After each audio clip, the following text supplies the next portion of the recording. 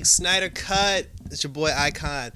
Parts 3 and 4. So this part 3 was called Beloved Mother and Son, and part 3 was focused. It was the whole part was basically focused specifically on Cyborg and Barry Allen. It takes place where it starts with Barry Allen. He's on his way to a local pet shop because he's trying to apply for a job.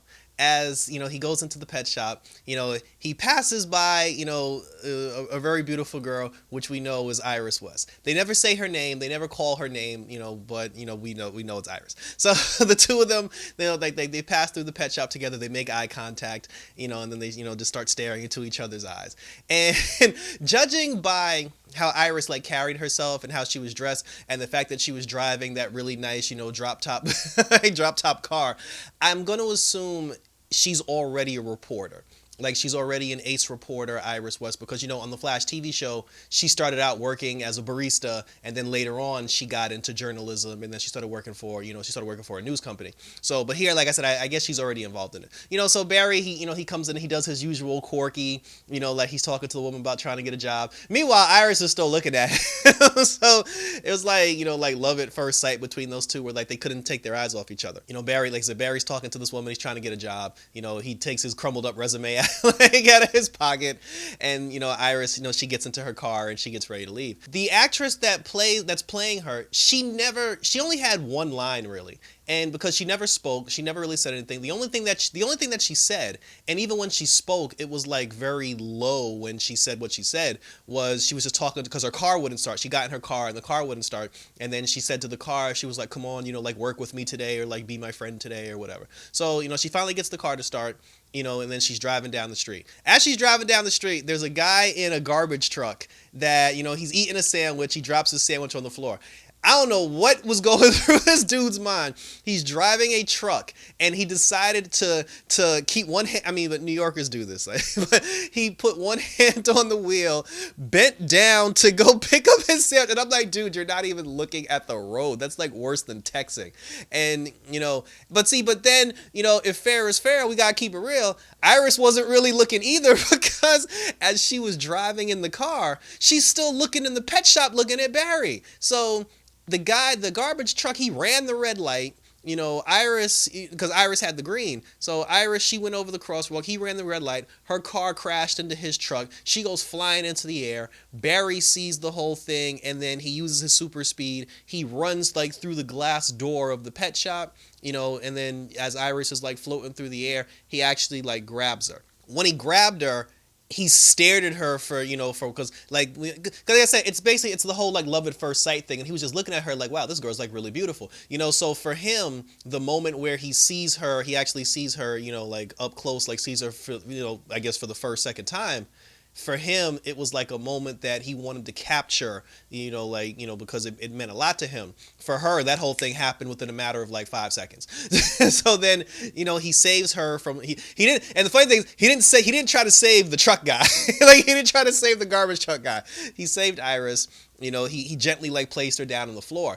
And in the true style of the Flash from the TV show, when he used his super speed, he burnt his sneakers off, because that was a thing in the first season of The Flash where every time Barry ran, he was running so fast his sneakers and his clothes would catch fire. So he burnt off his shoes doing that. Barry puts Iris down, and then when he puts her down, and now we're in real time, she looks at him and she's like, oh shit, you're the dude from the pet shop. He looks at her, and then he just uses his super speed and just dips. And I was just like, bro, you just told her that you had superpowers. So now my assumption is, whenever we get the Flash movie and they do give us, the Iris West, Barry Allen relationship, I feel because Iris is already a news reporter, she's going to now be the person who's investigating into this mysterious bolt of lightning that saved her life, and then she's gonna her whole mission is gonna be trying to figure out who this person is, who the Flash is, and everything. That's gonna be her whole motivation as a reporter. So I said, but he saved her. He runs back into the pet shop, and then the glass from from the pet shop shatters into a million pieces, and then Barry's sitting with the dogs, playing with the dogs, and then the woman that owned the pet shop, she was looking confused, she didn't know what happened, and then they got a shot of Iris just sitting in the middle of the street with waiting for somebody to come help her or pick her up or whatever. Nobody ever checked on the garbage truck guy. Just saying, nobody ever checked on that dude. So then after that, Barry goes to he goes to the prison to go see his dad. We don't get the scene where he drew funny marker faces on some bully behind him. He's talking to his dad, and then he's telling his dad, like, he's trying to, because his dad was like, yo, why do you keep trying to get these weird odd jobs? And he's like, I'm trying to pay for school so I can become a criminal defense attorney, and I'm trying to get into criminal justice. And he's like, why are you trying to get into criminal justice? And he's just like, well, my dad was framed for killing my mom, so why would I want to do this again? And then his dad had the talk. He was just like, listen, go live your life, don't worry about me, so his dad leaves Barry, and Barry leaves. Barry goes home, and while he's home, he's that's the classic Bruce Wayne sitting in the chair, and then they do the thing with the batarang. Nothing in that scene was really different from the theatrical cut. So they basically just reused that entire scene. Like, it was pretty much even the line where he's just like, what are your superpowers again? He's like, I'm rich, bitch. Like, all that was the same. All that was the same. So nothing about that changed. And then, like, Barry and Bruce, like, they end up heading off to going back to Gotham. We do get a shot of, like, Bruce and Diana, because again, like, in the original Justice League, the very first, like, Justice League trailer before Whedon got his hands on it, there was a scene where they show Diana and Bruce trying to look at the photos of, like, the recruits, and then he was just like, well, I talked to one of them, and then she was like, is he gonna join? And he was just like, more or less. And then she was like, more or more or less, and he's like, more or less. And she was like, he said no, didn't he? So, like, we got that scene back in, which I thought was funny. There was funny scenes where Diana was trying to make tea, and then Alfred, because he's the butler and then because he's British, he knows about tea, and then he was just like backseat driving her about how to make tea. And so then, like, now while Bruce is on his way to Central City to go see Barry, Diana, she works on Victor Stone. So for Victor Stone, it starts off with him, like, he's with his dad. His dad comes into the house, and he's trying to talk to him. He's like, hey, son, I know you're mad at me, like, I know you're angry. And then, he's just like, but hey, if you don't want to listen to my word, he's like, if you don't want to, like, look at me in the face, he's like, listen to my words. His dad had a recording, and he told him to play the recording, because his dad basically just spoke to him through the recording, because obviously he didn't want to talk to him. So they give us the Victor Stone backstory. They take us back to, like, Gotham when he's on the football team, and he's the quarterback, and they show him, like, rushing for a touchdown, and, like, everybody's excited, Victor Stone, victory, and his mom is there, she's cheering for him, everybody's cheering for him. Victor looks up into the crowd, and he sees the empty chair because his dad's not there. Victor and his mom, like, they're in the car, and then she's trying to basically come up with excuses for the dad. She's like, oh, your dad wanted to be here. And he's just like, well, why wasn't he here then? Stop making excuses for him. And while the two of them are in the car, they get into a car accident. A lot of car accidents here. They get into a car accident. They get rushed to the hospital. They tell, like, Silas Stone, he shows up at the hospital. They tell him, unfortunately, like, your wife passed away. Your son is alive, but barely.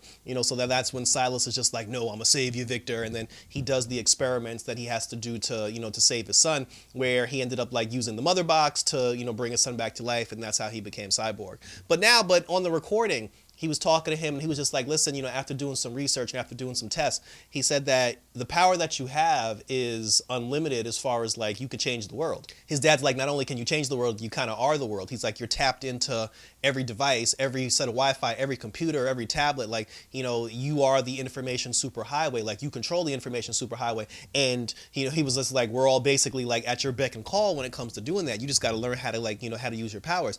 And they take us into the internet, like, they take us into the wide world web. And I like how it was done, because when it shows you how Victor is perceived as being in the internet, he still looks like himself. He still looks like Victor Stone. He has all the information in front of him, things that he can see, things that he can tap into. He's looking at, like, past events from other things. He's looking at people's, like, bank accounts. And then there's this one woman specifically, it's a single mother, and he ended up, like, tracking her activity. She was working out, she had two kids, she was a single mom, she was working at a diner, she was struggling for food, she was struggling to make ends meet, she got evicted from her apartment, she was sleeping on the streets. And then, because Victor's tapped into the internet, he basically, like, took like a little bit of, he tapped into this woman's bank account where she had, like, a little bit of cash. He made that cash grow, and then he put, like, over $100,000 into this woman's bank account. And then he watched her on the street, like, when she tried to go into her bank account. And then when she saw that she had, like, a whole bunch of money, like, she started crying, and she was happy, and then she hugged her kids. Then obviously, like, Victor smiled, and, like, he felt good about that, because for him, he lost his mom. So for him to see a single mother struggling, that obviously, like, touched his heartstrings. And to be honest, like, that was a very touching scene. it was very nice to see something like that. It was very nice to see, to see him. Yeah, he broke the law, but like, even when he was in college, and like when he was in college, they had a scene where, like, like the dean of students was talking to his mom because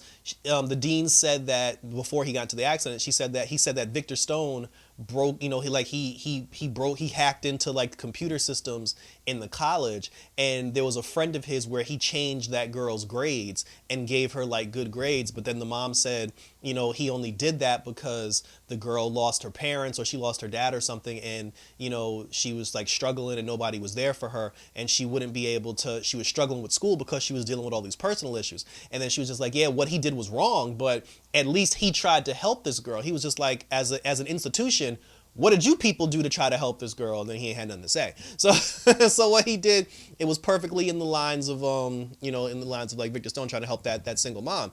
So then like he's back at the house, the parademons show up because the parademons, they're sniffing out the mother boxes, and Victor has a mother box with him at home. So but when Victor sees the parademon, he's hiding from the parademons. He's just like, yo, I got to get this box and I got to get about this bitch. So he takes the mother box, he puts it in the bag, and he gets ready to leave. But just then Diana starts searching for Victor Stone on the internet, and then obviously like Vic got wind of that, so then he contacted Diana through the computer, and then he was just like, yo, meet me at this address here on this corner. So Diana shows up at the corner, and then Vic shows up. He's like, yo, bitch, why you googling me? Like, yo, what you googling me for? And then and then that's when they have the the line of it was the same scene from the theatrical, but the dialogue was changed a little bit. Like when Diana says to him, she was like, "Oh, you're the one." She was like, you were given these gifts for a reason. Like in the theatrical, he was like, "Well, if these are gifts, why am I the one paying for them?" But in the Snyder version, when she's like, "You have these gifts," he was like, "Gifts?" He was like, "Does anything about this look like a gift?" And I was just like, "What?" Like that. Those are facts. But they said they had the conversation. She told him, she was just like, like I said, it was the same thing. She was just like, "Oh, there was one thing though that they cut out from the theatrical when Diana first spoke to him, and then she was just like, "Oh, we need you, Victor. The team needs you. You're one of the people that could help us save the world." And then he looked at her and was like, "Fuck the world." And I was just like, "Oh, okay, alrighty then." And then he leaves. He takes the mother box. He buries it in his grave because him and his mom had graves next to each other. They were buried together. He took the mother box and put it into his grave, to try to keep it from the parademons. And then he he takes off, and then he goes back home. It's like Silas Stone, like he comes back to the apartment. Victor's not there, but then the parademons show up. They snatch up Silas, and then Silas gets taken by the parademons, but Victor doesn't know that yet. Barry and Bruce come back. They meet up with Diana. Bruce was like, "Yo, what happened to Cyborg?" And then she's like, "His name is Victor Stone." And then he was just like, he didn't know. She's like, he basically said no, but she was like, give him time. And then they see the bat symbol, and then they go off to to go deal with the bat symbol. And then it takes us to Atlantis. Like in the final scene for this chapter, it takes us to Atlantis, where we get the scene where it shows us Atlantis, where because earlier Steppenwolf, he ran up on some Atlanteans, and then he was just like, "Oh, you have the stench of the mother box on you, like where's the mother box?" And then the dude that he ran up on, he was just like, "Oh, we'll never tell you the information. You won't get the information from us. Atlantis will keep the secret." I'm like, you just told him it's in Atlantis. You just told him it's in Atlantis. So Steppenwolf goes down to Atlantis, the Atlantis stronghold, to go get the mother box. Then they show Mira. They show Mira. She's there with the guards. She's talking to the guards.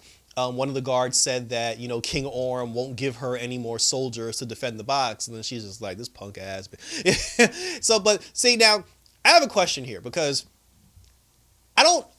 aside from Aquaman, aside from Justice League, I've never followed Amber Heard's career.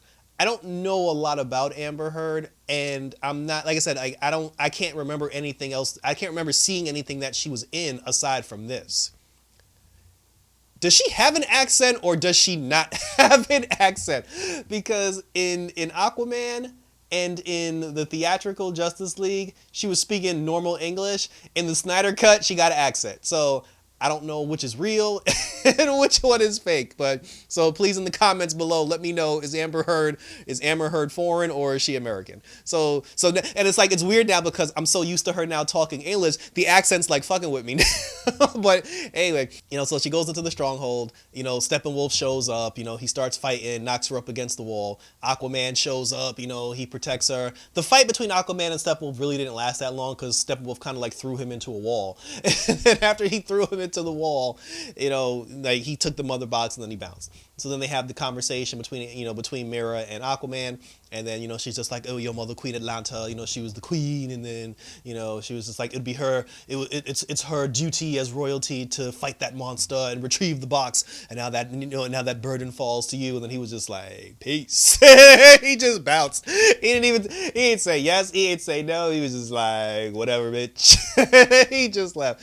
And then like Mira was just sitting there, just like shrugging her shoulders. And then the final scene was Steppenwolf. He was talking to the minion, the dark side minion again, and then he was just like, I've recovered 2 boxes, 1 more to go, and we will reunite the unity for Darkseid.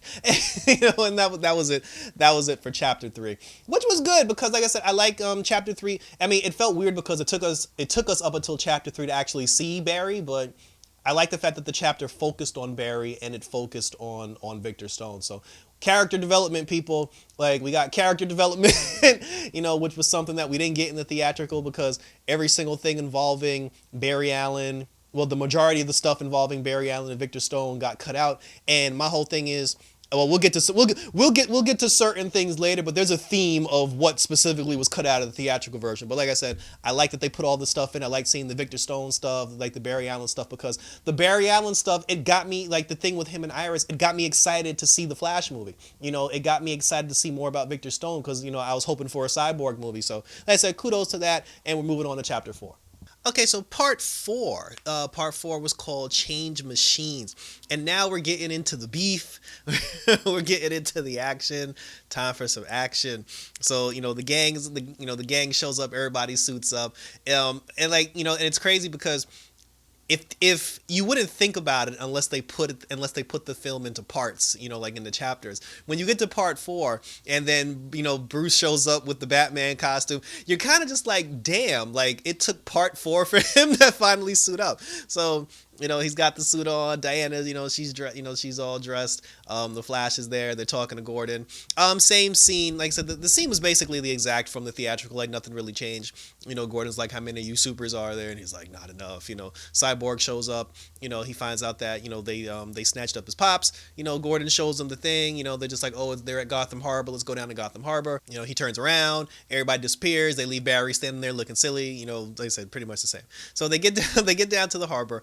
They're in the Nightcrawler. They're underground, and here's where a lot of stuff from the theatrical was missed, like things that were missing from the theatrical that got put back in. So they're all standing there like, and I thought this was funny because when they got to the harbor, they had to go upstairs in order to find out where the people, where the scientists were and where Steppenwolf was, and Diana can fly or float or glide, whatever you want to call it. Cyborg can fly. Flash has super speed. They all literally took the stairs. There's a shot of the 4 of them, like literally walking up the stairs, and I'm just like, huh. So they get to the top, and they're standing there, and then they're just like, all right guys, what's the plan? And then Diana says to them, she's just like, we do this as a team, we do this as a group, don't do anything separate, do everything together. So then as soon as she says that, Barry runs across because there was like a bridge that was broken. Barry runs across the bridge. Diana just looks at him like, bro, I just said. So then she jumps across, and then we get the conversation where which we saw in the original Snyder Justice League trailer, where a Cyborg says to, to Batman, he's just like, I heard about you, I didn't think you was real. And then he's like, I'm real when it's useful. And they cut that whole conversation out in the theatrical cut, but you can tell it still existed because it was a weird cut of when it showed Barry running in the theatrical, when it showed Barry running across, and then it showed Diana jumping across. There was just like an awkward cut where Cyborg was just looking at Batman, and then Batman used the grappler and just flew across. And I knew, I was like, okay, they took something out. So it was nice to see that put back in. So they, so they all go across. They're looking down at Steppenwolf. Steppenwolf's torturing the scientist. He grabs Silas Stone, and then he's just like, you have the biggest stench of of the mother boxes on you. Tell me what I need to know. So then Cyborg, he he jumps down. He saves his dad, and he starts fighting. He starts like fighting parademons, and he tries to like get the scientists and the people out of there. Diana jumps down. She immediately goes after Steppenwolf, and she busts out the sword, and then her and Steppenwolf start fighting. Bruce, he takes the grappling hook and he jumps on the other side, and he starts fighting parademons. And Barry's just like, "Yo, this isn't together." Like I thought y'all said, do this together. He's like, "This is the complete opposite of together." So yeah, so Batman's fighting. Barry. One thing I will say, because there were things about the theatrical cut that I actually did like. One of the things where I did think that the conversation where they look at Steppenwolf and then Barry starts freaking out. And then Batman is just like, listen, because he tried to calm him down. And he was just like, listen, just save one person. He's like, save one person. Don't worry about the fighting. Don't worry about Steppenwolf. Just grab one person. I actually thought that line was cool, but that that wasn't in the Snyder cut. So but Barry's there. Like Barry's helping Cyborg save all the scientists. They're rushing everybody out. They get everybody outside. Like some rocks or something start falling on the people. Barry uses his super speed to move the rocks, and I thought that was dope. And then he goes back inside. They do the thing where Diana's like jumping to grab the sword, and then he like tings the sword back to her. They didn't do the scene where he saved her, laid on top of her, then jumped off looking all awkward. It was such like this fight scene, this action sequence. It was so refreshing to see an action sequence that didn't have forced unnecessary comedy. It was just all about business, and it was all about fighting. We didn't have stupid dialogue during like a serious fight scene. Like we didn't get the dumb line where Steppenwolf's there, and then everybody's just like, "Oh, he's really tall," and then Batman's like, "Oh my gosh, he is tall." Like Batman would never say that, and then and then when he gets into the Nightcrawler, and then he starts shooting everybody. He's like, "Sorry guys, I didn't bring a sword," and I was just like, "Who wrote this shit?" So thank goodness none of that was here. I was just like, my God. Like I said, it was just nice to just see like an actual action sequence that doesn't have like stupid comedy or like forced jokes. And the fight between Steppenwolf and Wonder Woman was dope because like everybody got like people need to understand, like, Wonder Woman's that chick.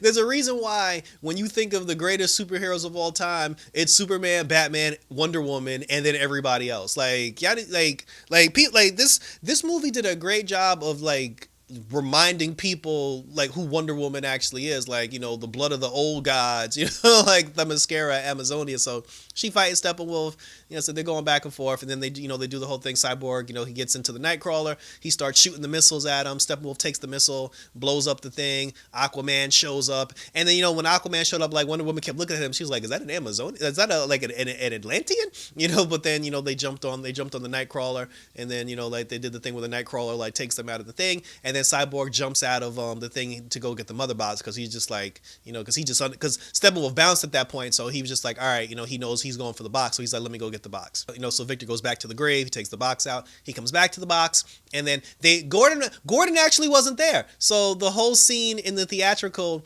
where Gordon is talking to the Justice League, and then Aquaman comes, he's like, dressed like a bat, I dig it, and then he's just like, the alliance might be temporary. Like, that never exists. That whole thing never existed. The six of them, they're just having a conversation. Victor has the box, and then now that Victor has the box, they're going back to Bruce Wayne's stronghold or wherever the hell he's building those machines or whatever. We then go to Steppenwolf, who he's having a conversation with the Darkseid minion, and then he has a premonition where he, like, the two mother boxes that he has, they show him the anti-life equation. And he tells the minion, like, I've discovered the anti-life equation, and then Darkseid immediately shows up because you said the A word, and then he was just like, you found it, Steppenwolf. The anti-life equation, it's a source of power that basically like he said, it controls.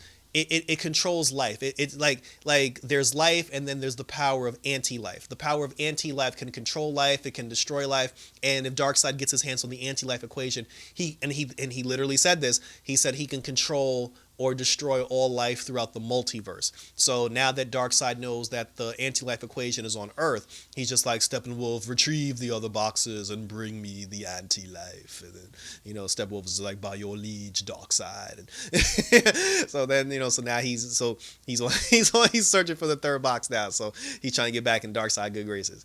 We then see a scene with Lois and Martha, and the two of them are talking about Clark, and it was funny because Martha says to Lois, she was just like, look, honey, she's like, I didn't come back here, just to say hi or just to have tea. She's like, I came back here because Perry White told me you haven't been to work in like 30 days. Like she had been the girl ain't been to work in like half a year. So, she was just like, you got to go out there. And then, Lois starts breaking down, and then she's just like, like, I'll never, just like Wonder Woman 84. She's like, I'll never love anyone the way, like the way I love your son. And it was an emotional scene. Like you could actually like, you can feel that, from Lois, like you can actually feel the hurt. And I mean, like anybody out there on this planet, if you've ever loved someone and lost someone, like you feel that moment, like you get a little touched in that moment. But Martha told her, she was like, listen, she's like, what I need from you, she was like, I need you to rejoin the living. She was like, I need you to stop like wallowing in your own apartment, stop going to the monument. She was just like, go back to work for Christ's sake.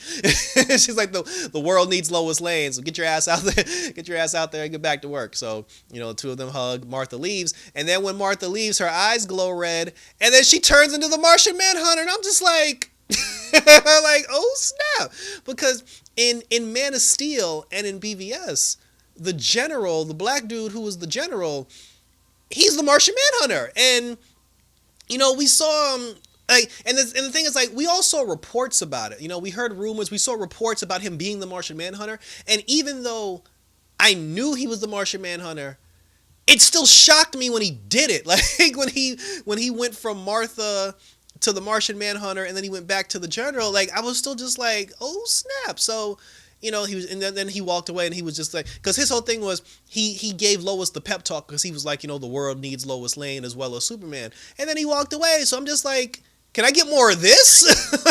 Can we have more of this? Like, where was this in Man of Steel and BVS? So, so he walks away. I'm sitting there with my mouth wide open, like wanting more.